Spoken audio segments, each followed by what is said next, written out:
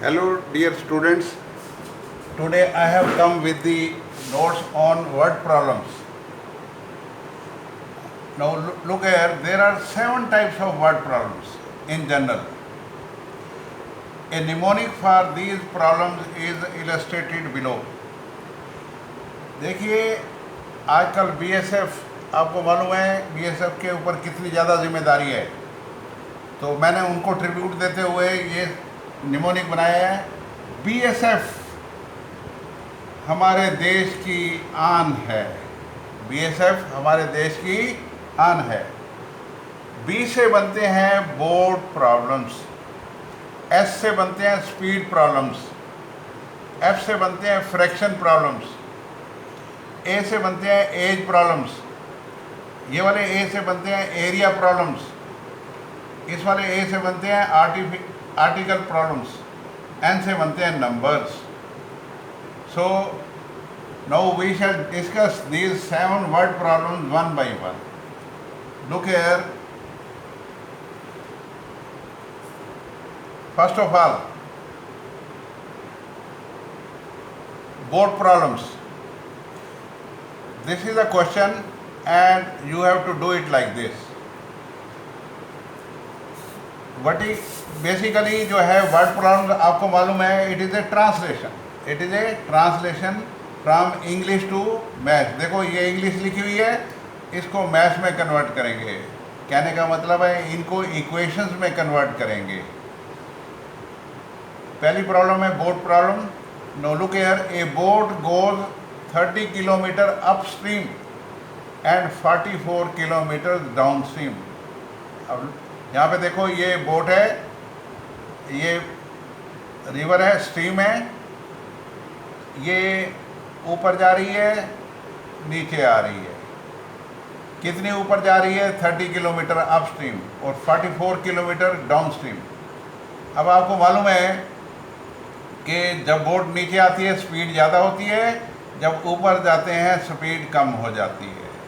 मान लीजिए बोट की स्पीड x है और पानी की स्पीड, स्ट्रीम की स्पीड y है, तो जब नीचे आएगी तो ये x प्लस वाई बन जाएगी। दोनों सेम डायरेक्शन में आ रहे हैं, मतलब नीचे की तरफ आ रहे हैं, बोट भी नीचे आ रही है और पानी भी नीचे आ रहा है, तो x प्लस वाई हो जाएगा। और अगर बोट ऊपर जा रही है और पानी नीचे आ जाएगा तो ये बन जाएगा x minus y. So downward speed x plus y और upward speed x minus y. अब देखिए यहाँ पे मैंने ये 2 बनाए हैं, STD लिखा हुआ है, STD। अब हमें STD का फार्मूला लगाना है। What is that? Speed into time is equal to distance. ये फार्मूला आप जानते हैं, फिजिक्स में भी है और वैसे भी है। स्पीड का फार्मूला होता है डिस्टेंस अपॉन टाइम और टाइम का फार्मूला होता है डिस्टेंस अपॉन स्पीड। अब देखिए डिस्टेंस आपको दिया हुआ है, 30 किलोमीटर अपस्ट्रीम है और 44 किलोमीटर डाउनस्ट्रीम, तो दोनों के आप देख लो। टाइम का फार्मूला है डिस्टेंस अपॉन स्पीड। ये अपवर्ड के लिए तो बन जाएगा, अपवर्ड के लिए 30 है तो इसको डिवाइड कर दीजिए। अपवर्ड के लिए स्पीड जो है कम हो जाती है, x माइनस वाई है, देखिए x माइनस वाई है अपवर्ड के लिए, और डाउनवर्ड के लिए x प्लस वाई है। 44 किलोमीटर डाउनवर्ड है तो आपने फार्मूला लगा देना है, time is equal to distance upon speed. Another time is equal to distance upon speed. एक ऊपर के लिए एक नीचे के लिए, दोनों को मिलके t1 प्लस t2 हो गया। कितना टाइम लग रहा है आने का और जाने का? 10 hours, so it is equal to 10। Similarly second case में 13 आवर्स लग रहा है अगर ये 40 किलोमीटर अपस्ट्रीम जाती है और 55 किलोमीटर डाउनस्ट्रीम जाती है। तो यहाँ पे देखो 40 over x minus y plus 55 over x plus y. We will solve this. 1 over x plus y को आप u मान लो, 1 ओवर एक्स प्लस वाई को v मान लो, तो it will become 30u plus 40v plus second is 40u plus 55v equal to 30। तो दोनों को सॉल्व कर लेंगे, u और v की वैल्यू निकल आएगी। यहाँ से u और v की वैल्यू लगा देंगे, x प्लस वाई की वैल्यू निकल जाएगी, x माइनस वाई की वैल्यू निकल जाएगी। This is how you have to find. ठीक है, तो आपको फार्मूला लगाना है STD का। ये नीचे के लिए एक एसटीडी की दुकान नीचे है, एक एसटीडी की दुकान ऊपर है। तो अपवर्ड के लिए और डाउनवर्ड के लिए आपने ये एसटीडी का फार्मूला लगाना है। अब देखिए नेक्स्ट, स्पीड प्रॉब्लम्स। अब देखिए Ruhi is travelling 300 kilometres to her home. मान लो वो हॉस्टल से अपने होम जा रही है, partly by bus and partly by train. बस से भी जा रही है और ट्रेन से भी जा रही है। ये देखो ट्रेन है, इसका नाम है छुक छुक मेल और ये बस है। ट्रेन से जाती है 60 किलोमीटर और बाकी का डिस्टेंस 240 किलोमीटर बस से। अगर मान लो इसकी स्पीड x है ट्रेन की और बस की स्पीड y है, तो इट विल बी, अभी हमने टाइम का फार्मूला लगाया था, तो 60/x, देखिए 60 किलोमीटर है, ये स्पीड है, तो distance upon speed is time, distance upon speed is time. तो दोनों टाइम दोनों ऐड हो गए, 4 आवर्स के बराबर है। It takes 4 hours. Similarly second case, if she travels 100 kilometre by train. अब ट्रेन से 100 किलोमीटर जा रही है, ये 100/x हो गया। और 200 किलोमीटर किससे जा रही है, बस से, 200/y हो गया। तो दो इक्वेशन बन गई। अब हम इनको सॉल्व कर देंगे। 1/x को u मान लो, 1/y को v मान लो। u v में इक्वेशन बन जाएगी, u और v की वैल्यू निकल जाएगी, वहाँ से x और y की वैल्यू निकल जाएगी। Now let us go further.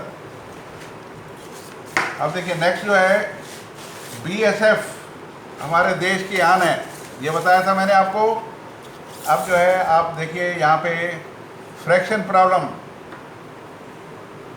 A fraction becomes 1/3 when 1 is subtracted from the numerator and it becomes 1/4 when 8 is added to the denominator.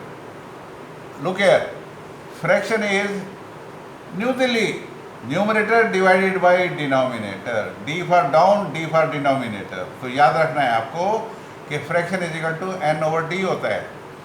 So fraction becomes 1/3। देखो फ्रैक्शन f की जगह पे 1/3 लगा दो। If we subtract 1 is subtracted from the numerator, ये देखो numerator से 1 घटा दो, डिनोमिनेटर d हो गया।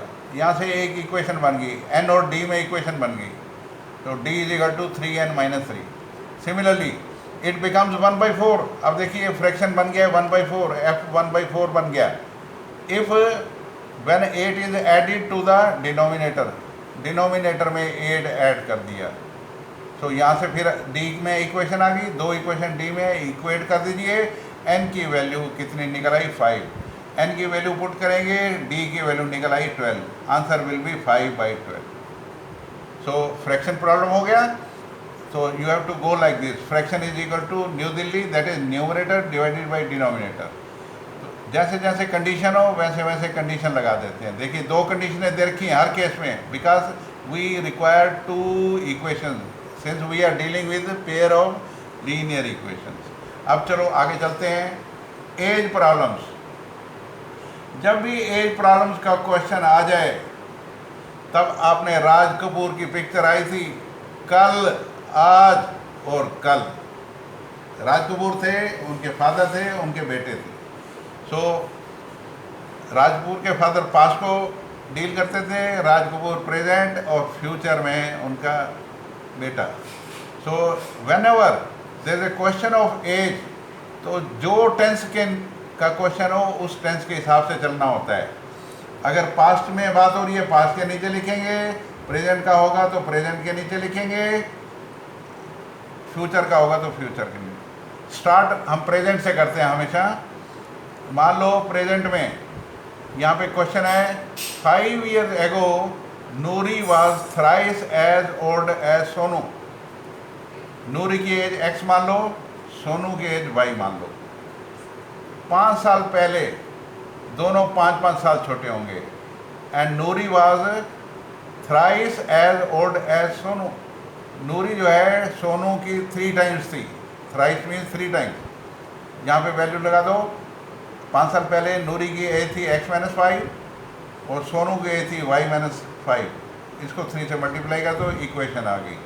दूसरी कंडीशन 10 ईयर्स लेटर, अब प्रेजेंट एज x है, 10 साल के बाद एज हो जाएगी x + 10, नूरी की एज, सोनू की एज हो जाएगी y + 10 and she becomes twice as old as Sonu. 2 से मल्टीप्लाई कर दो, 2 इक्वेशन बन गई। सो कहने का मतलब है whenever you are dealing with a question of age, तो आपने प्रेजेंट एज माननी होती है और फिर आपने एज पर कंडीशन, अगर वो कहता है अभी पास्ट में चले जाओ, उतने माइनस कर दो, उतने ईयर्स दोनों की एज में, फिर वो जो कंडीशन देती है भाई इतने टाइम्स है तो उतने टाइम्स कर देना है। Now let us go to next area problems. अब देखिए एरिया ऑफ ए रेक्टेंगल, ये रेक्टेंगल है, gets reduced by 9 square units. 9 square units reduce हो गया। कैसे रिड्यूस हुआ होगा? कोई पंगा लिया है। क्या पंगा लिया है?